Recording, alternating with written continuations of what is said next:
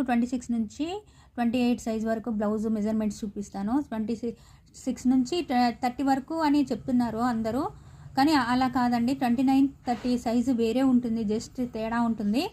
26 నుంచి 28 వరకు మాత్రం పర్ఫెక్ట్గా ఇదే కొలతలు ఉంటాయండి.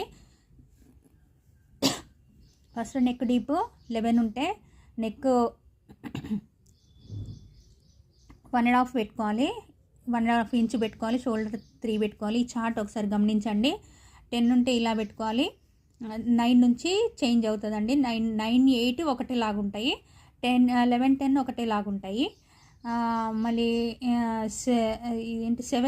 7, 6 ఒకటేలా ఉంటాయి. ఇక్కడ మాత్రం కొంచెం చూసుకోండి డిఫరెంట్.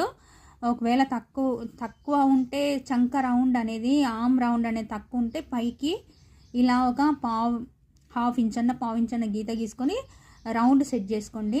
లేదు ఎక్కువ ఉంది ఎక్కువ ఉండదండి, అసలు ఎక్కువ 7.5 ఉంటుంది. తక్కువ ఒకవేళ చాలా బక్కగా ఉన్నప్పుడు, చాలా సన్నగా ఉన్నప్పుడు వాళ్ళ కొలతలు డిఫరెంట్ ఉంటాయి. జస్ట్ తేడా ఉంటుందండి. ఇక్కడ ఇది చూడండి, ఈ డ్రా అందుకే చేశాను, మీకు కంప్లీట్గా అర్థం కావాలని. ఇక్కడ అంతా 2 పెడుతున్నారండి, 2 కాదండి 1.5 పెట్టి చూడండి. లేకపోతే నన్ను అడగండి, ఈ చార్ట్ తప్పని కామెంట్ చేయండి.